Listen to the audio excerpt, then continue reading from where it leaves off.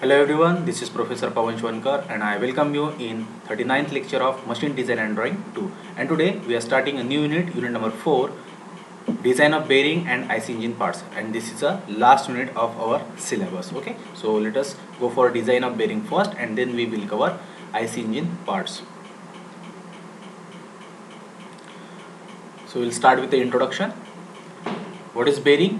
Bearing is basically a supporting element for journal, shaft, okay, which are moving element. So bearing is a machine element which support another moving machine element known as journal.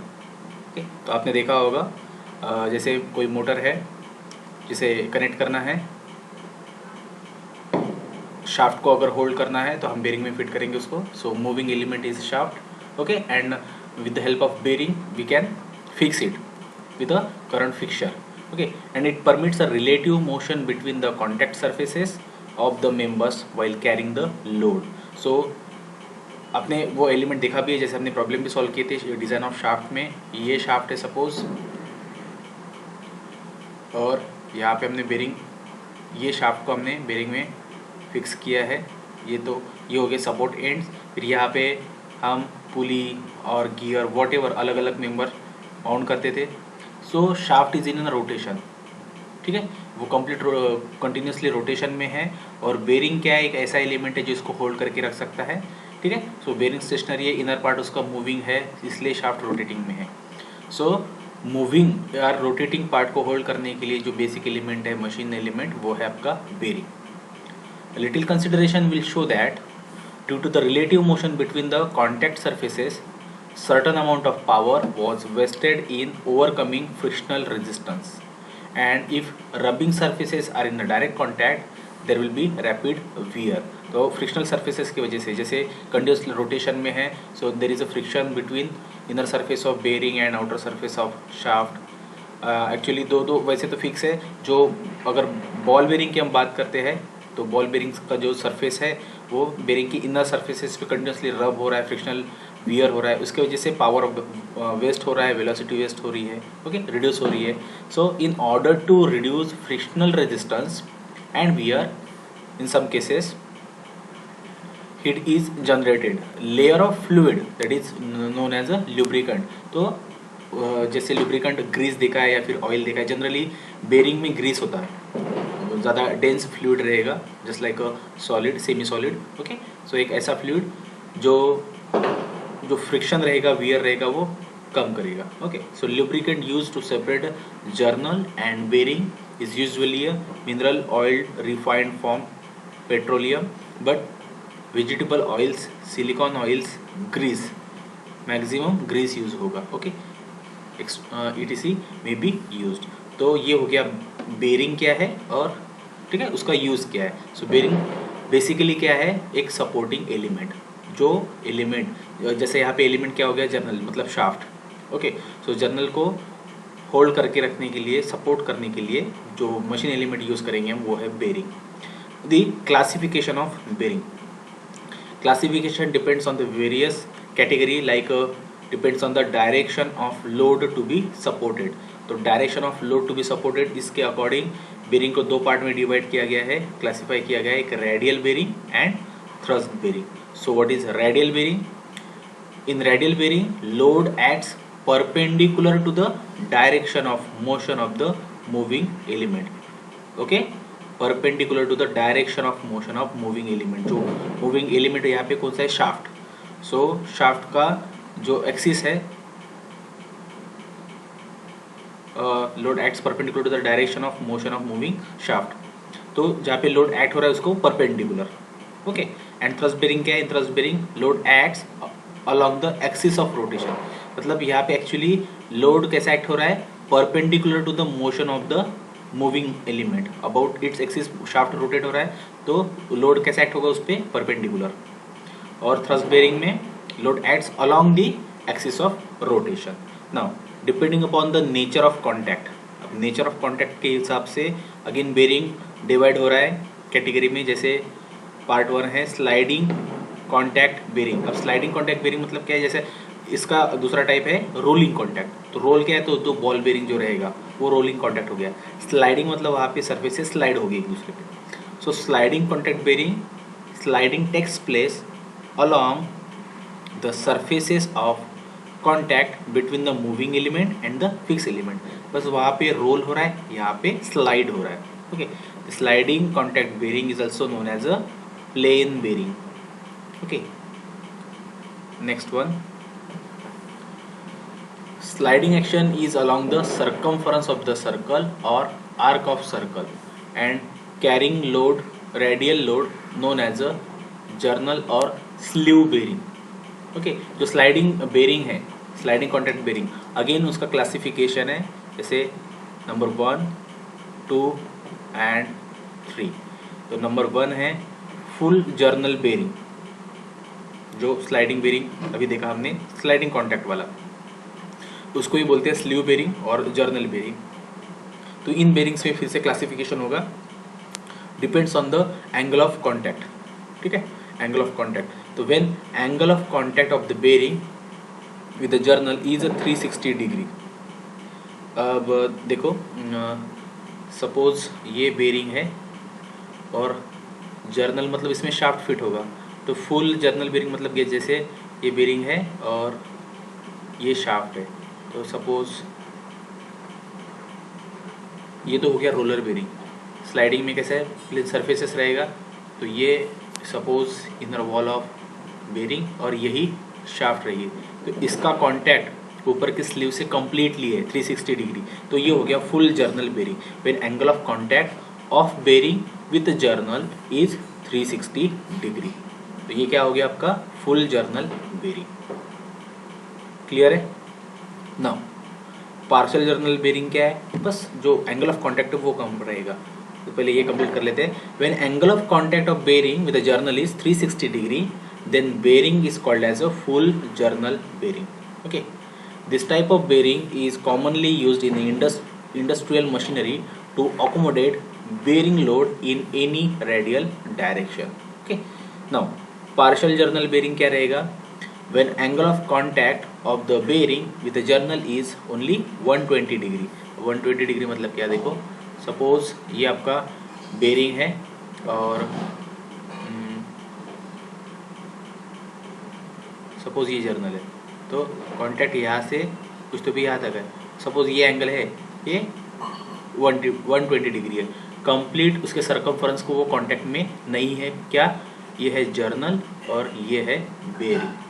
Okay, तो journal bearing के surface को complete contact में नहीं है, बस उसका angle of contact जो है वो 120 डिग्री है।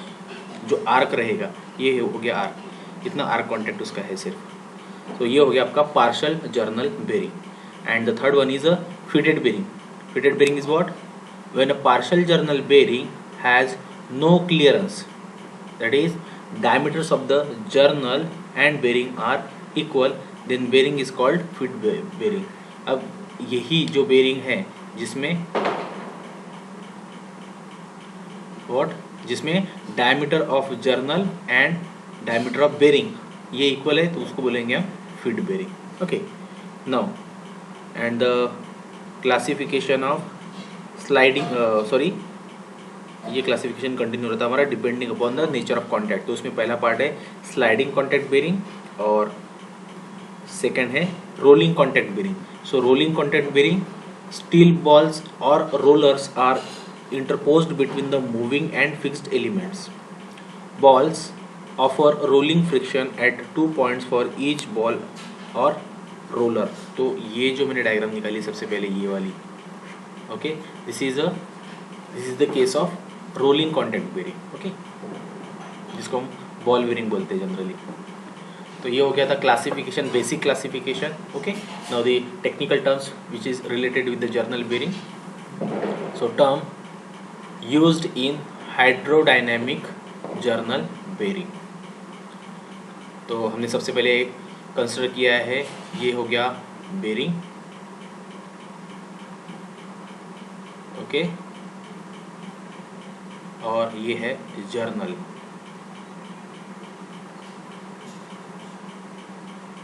Now a hydrodynamic journal bearing is shown in figure in which O is the center of journal। यहाँ पे है आपका ये इस सर्कल का सेंटर, ये क्या है जर्नल, और आउटर क्या है बेरिंग, जिसका सेंटर यहाँ पे रहेगा, सपोज वो ओ डैश होगा, and O dash is the centre of bearing. Okay, now capital D, small d and L. Capital D is what? Diameter of the bearing. Small d is diameter of the journal and L is length of the bearing. Okay? Length यहाँ पे shown नहीं है, हो भी नहीं सकती. ये front view उसका. Now the following terms used in a hydrodynamic journal bearing are important from the subject point of view. Number one, diametral clearance. अब diametral clearance किसको बोलते हैं? Diametral clearance ये वर्ड क्या इंडिकेट कर रहा है? Clearance is a gap and diametral, that means it is to be related with the diameter. So diametral clearance is the difference between two diameters. अब कौन से दो डायमीटर है यहाँ पे? एक बेरिंग का डायमीटर है और एक जर्नल का डायमीटर है. Okay, so diametral clearance is denoted by C is diameter of bearing minus diameter of what? Journal. Clear है? So leave this. Now second definition is what? Radial clearance. What is the radial clearance? It is the difference between radii of bearing and journal. Difference between radii of bearing and journal. जैसे ऊपर का मतलब पहली definition थी डायमीटरल clearance, मतलब difference between diameters. तो radial clearance क्या है? Difference between the radius. So radius R, capital R is the radius of bearing and small r is the radius of journal. So in terms of diameter, D minus small d by 2, simply C by 2. It is indicated by C1. C हो गया आपका diametral clearance और C1 हो गया radial clearance. तो इस हिसाब से C1 क्या रहेगा? C1 is C by 2. क्यों? क्योंकि ये diameter by 2 मतलब radius हो गया. Okay. Now third one, diametral clearance ratio. Diametral clearance ratio is what? It is the ratio of diametral clearance to the diameter of the journal. Okay, क्या है? It is the ratio of diametral clearance मतलब C, that is capital D minus small d. ठीक है, divide by diameter of the journal. तो ये है आपका ये वाला D minus D by D या फिर C by D. C by D, C क्या है? डायमीटर क्लियरेंस है और स्मॉल d क्या है? डायमीटर ऑफ जर्नल है. ठीक है, तो ये इस टर्म को क्या बोलेंगे? इस रेशो को क्या बोलेंगे हम? डायमीटरल क्लियरेंस रेशो. समझ में आ गया क्या? देखो रिपीट हो रहा है. It is the ratio of diametral clearance, that means C to the diameter of the journal D, या फिर C क्या है? Capital D minus small d by small d. Okay, तो और इसको इंडिकेट किस लेटर से किया जाता है? इसका कुछ लेटर दिया नहीं है, डायरेक्टली लिया है diametral clearance ratio. Okay, now the next definition. What is eccentricity? अब इसेंट्रिसिटी क्या है? It is the radial difference between the center O of the bearing and displaced center, that is O dash of the bearing under load and denoted by E. तो diagram में देखते हैं हम distance between the centres है ना. अगर short में बोला जाए तो ये क्या है? Simply it is the distance between the centres. So यहाँ पे जैसे ये O is a center of journal and O dash is a centre of bearing. So ये जो गैप है denoted by E is known as a eccentricity. Okay, now next definition is minimum oil film thickness. अब ये क्या है? Minimum oil film thickness, it is the minimum distance between the bearing and the journal under complete lubrication condition and it is denoted by HO, H to the base O, and occurs at a line of center as shown in figure and it may be assumed as a C by 4. चलो देखते हैं diagram में कि minimum oil film thickness क्या है. तो जैसे ये सर्कल इंडिकेट कर रहा है जर्नल और ये सर्कल इंडिकेट कर रहा है बेरिंग. तो ये जो गैप है और मिनिमम गैप, जैसे ये होगी आपकी मैक्सिमम गैप। तो इस कंप्लीट कंडीशन में जो मिनिमम गैप रहेगी उसको बोलेंगे हम minimum oil film thickness, and it is a layer of lubricant only but minimum. Okay, and its value may be assumed as C/4। C क्या है? Diameter clearance by 4। Then attitude or eccentricity ratio. What is eccentricity ratio or attitude? It is the ratio of eccentricity to the radial clearance. Eccentricity to the radial clearance.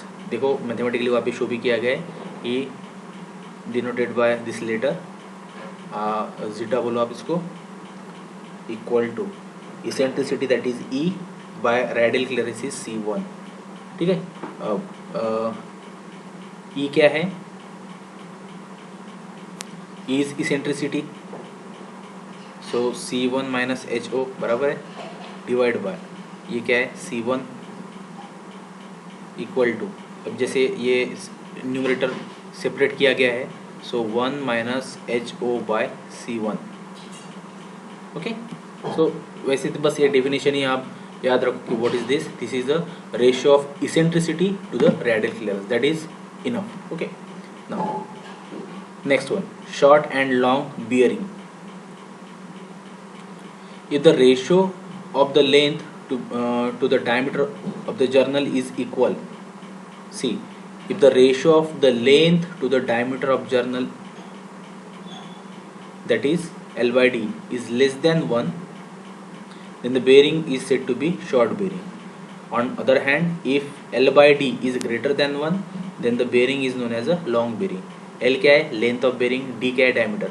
अगर दोनों equal है तो, है ना, अगर मतलब ये हो गया आपका डायमीटर सपोज और ये होगी लेंथ, तो सपोज लेंथ और डायमीटर इक्वल है तो ये हो गया सपोज इक्वल, अगर इक्वल केस है तो ये हो गया आपका स्क्वायर बेरिंग, सीधा सीधा इसको जनरली स्क्वायर बेरिंग बोलते हैं, स्क्वायर बेरिंग। सो कंडीशन क्या है यहाँ पे? If L bye D is greater than 1, तो ये क्या हो गया आपका लॉन्ग बेरिंग,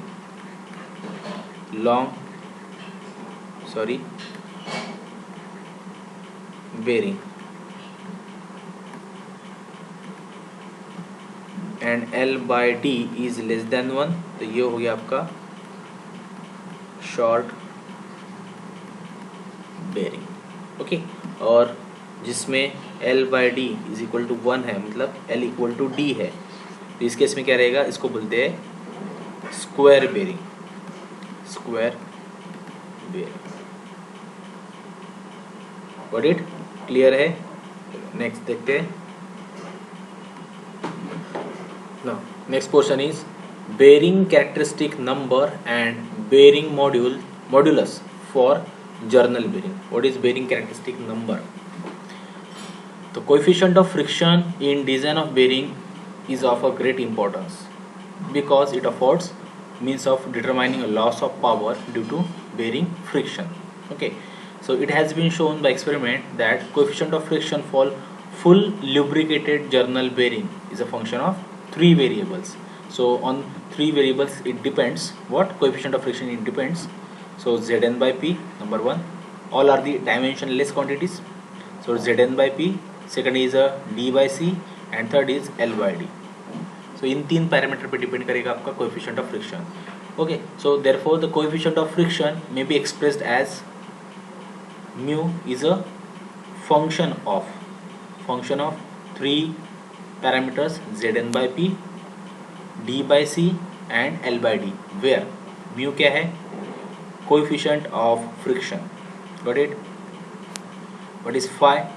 अ फंक्शनल रिलेशनशिप। इसका कोई पर्टिकुलर इक्वेशन होगा। ओके, तो वो इक्वेशन हमें पता नहीं, लेकिन ये म्यू ये 3 पैरामीटर पे डिपेंड है।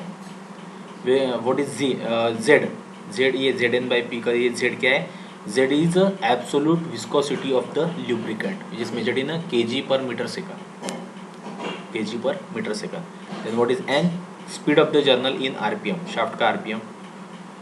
What is P? This one, P is a bearing pressure on a projected bearing area in Newton per mm square. Okay, bearing pressure is simply, okay, and what is small d, diameter of the journal, L is the length of bearing, and what is C, C हमने अभी देखा था basic definitions में, C is a diametral clearance. Now so what is Zn by P? The factor Zn by P is termed as a bearing characteristic number, okay, and it's a dimensionless number which is known as bearing modulus denoted by K. तो ये K क्या है? सीधा सीधा Zn by P एक dimensionless number है जिसको बोलते हैं बेरिंग मॉड्यूलस, और इस फैक्टर पे जिसको बोल रहे हैं हम बेरिंग मॉड्यूलस, इस पे ये डिफाइन करेगा इन सम मैनर, ये डिफाइन करेगा coefficient of friction for the full lubricated journal bearing का, ओके। तो ये हो गया बेरिंग मॉड्यूलस, कौन सी quantity? Zn by P।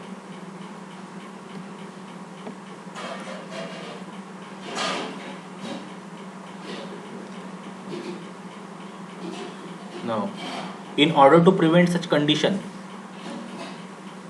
bearing should be designed for the value Zn by P at least 3 times the minimum value of modulus bearing modulus K. Actually, ये जो frictional जो रेजिस्टेंस आ रहा है, ठीक है, ये कम से कम रखने के लिए और कोएफिशिएंट ऑफ फ्रिक्शन जो है वो कम से कम आने के लिए एक्चुअली जो K है मतलब Zn by P, ये बेरिंग मॉड्यूलस कितना होना चाहिए? At least 3 times Zn by P होना चाहिए, मतलब उसके 3 टाइम्स होना चाहिए बेरिंग मॉड्यूलस के, ओके। एक्चुअली K की वैल्यू वही है, Zn by P ही है, लेकिन ये कितनी होनी चाहिए? एक्चुअली 3 टाइम्स होना चाहिए, okay. And if the bearing is subjected to large fluctuation of load and heavy impacts, तो वही वैल्यू क्या होनी चाहिए? Zn by P is equal to 15 times the K, ठीक है, 15 टाइम्स K। ये हमने उल्टा लिखा, एक्चुअली Zn by P ये होना चाहिए 3 times K, 3 times the bearing modulus होना चाहिए। So from above it is concluded that when the value of Zn by P is greater than K, then bearing will operate with a thick film lubrication or under hydrodynamic condition. On other hand, if that value Zn by P is less than K, then oil film will rupture and there is a metal to metal contact. तो हर बार ये जो Zn by P है, ये जो factor है, ठीक है, ये फैक्टर, ये जो डायमेंशन लेस है, ये हमेशा K से बड़ा ही होना चाहिए, ओके। तो जनरली जैसे हमने लिखा है उसको, sometimes it should be 3 times the K और sometimes it is the 15 times K। So more than K तो होना ही चाहिए। The next term coefficient of friction for journal bearing. अब कोएफिशिएंट ऑफ फ्रिक्शन ये डिटरमाइन करने के लिए, जैसे तो अभी बताया था कि Zn by P, D by C, L by D ये 3 पैरामीटर का फंक्शन हो सकता है, लेकिन experimentally by the author MC Me was found the equation for coefficient of friction for full journal bearing. The equation is mu is equal to 33 by 10 raised to 8 Zn by P into D by C plus K, okay, and when Z is in a kg per meter second and P is in a Newton per mn square। Z क्या है? Absolute viscosity है lubricant की, और P क्या है? Bearing pressure है, okay. Where Z and P, D, C have usual meanings as discussed in previous article, and what is K defined किया है? K की पर्टिकुलर वैल्यू है factor to correct for and leakage, it depends on the ratio of length to the diameter of the bearing L by D। K किस पे depend कर रहा है? L by D ratio पे, okay. And safer value यहाँ पे बताइए 0.0024 L by D ratio of 0.75 to 2.8। So equation is very important, mu is equal to this, and the next one, now सभी डिफिनेशन है और छोटे छोटे इक्वेशन है, जैसे ये प्रेशर का इक्वेशन है, इससे पहले हमने म्यू का इक्वेशन देखा था। Now critical pressure of journal bearing, so pressure at which oil film breaks down so the metal to metal contact begins is known as a critical pressure or the minimum operating pressure of the bearing, and it may be obtained by following empirical relation. ठीक है, critical pressure क्या है? एक वो pressure जहाँ पे oil film वो exist ही नहीं करती, जर्नल और बेरिंग का जो इनर सरफेस है उसका डायरेक्ट कांटेक्ट हो रहा है, मेटल टू मेटल कांटेक्ट हो रहा है, तो ये हो गया मिनिमम ऑपरेटिंग प्रेशर। क्योंकि ये प्रेशर अगर ज़्यादा हो गया तो वहाँ पे रप्चर बढ़ेगा, वियर बढ़ेगा, ठीक है, फ्रिक्शन कुछ ज़्यादा बढ़ जाएगा मेटल टू मेटल कॉन्टैक्ट से, तो वो हो गया minimum operating pressure. So N is given by P is equal to Z N by 4.75 into 10⁻⁶ D by C bracket square into 1 by D plus 1 जो कुछ भी है वैल्यू आएगी न्यूटन पर mm स्क्वायर। ओके, नेक्स्ट है Sommerfeld number. वे Sommerfeld number क्या है? बस एक डायमेंशनलेस पैरामीटर है जो सिर्फ और सिर्फ डिजाइनिंग ऑफ जनरल बेरिंग के काम में आएगा and is given by Sommerfeld number is Zn by P in bracket D by C bracket square. Okay, where D is a diameter of journal and C is what? C is a diametral clearance। तो बस ये जितने भी अलग अलग quantity है, जैसे mu को हमने डिफाइन किया है हर बार Zn by P, D by C और L बाय D, बस ये तीन ही पैरामीटर लेके एक्सप्लेन किया है और एक्सप्रेस किया है। Okay, for design purpose this value Sommerfeld number value is given as 14.3 into 10⁻⁶। Okay, dimensionless number है, डायमेंशन नहीं है।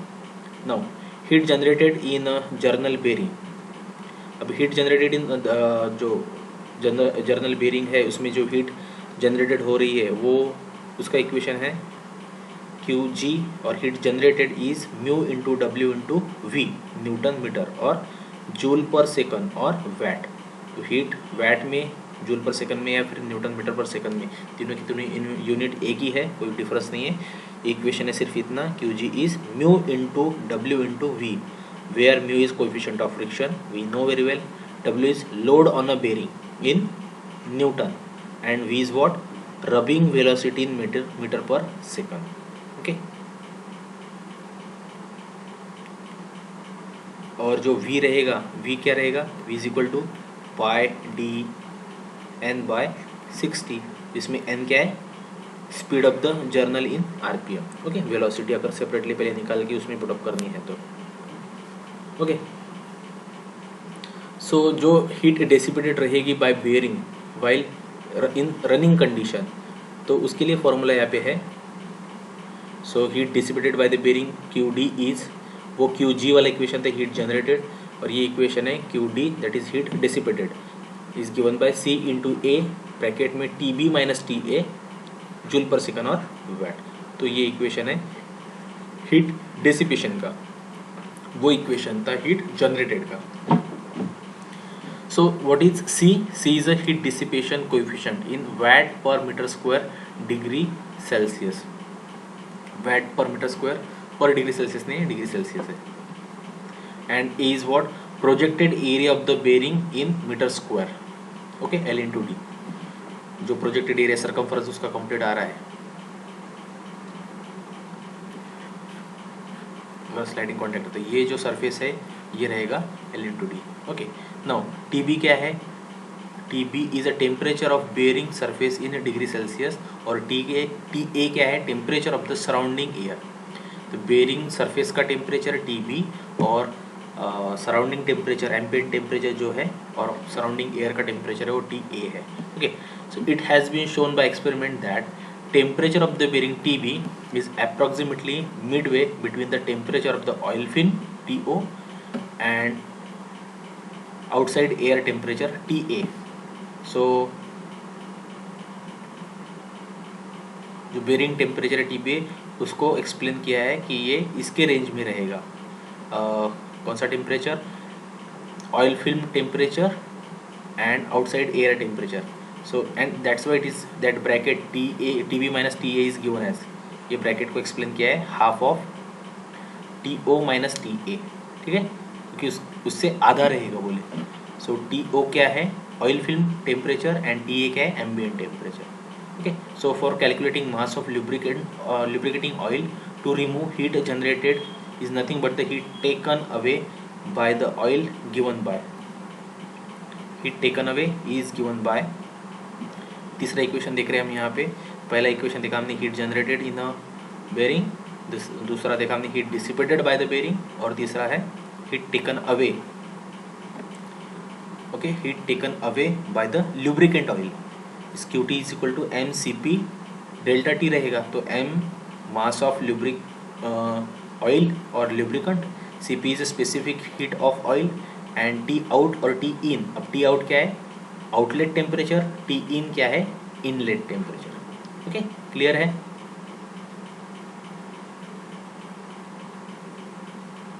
ओके, ये था थियोरेटिकल पोर्शन, यहाँ पे हम रुकेंगे और इसके बाद में हम न्यूमेरिकल डिस्कस करेंगे। Okay, so thank you.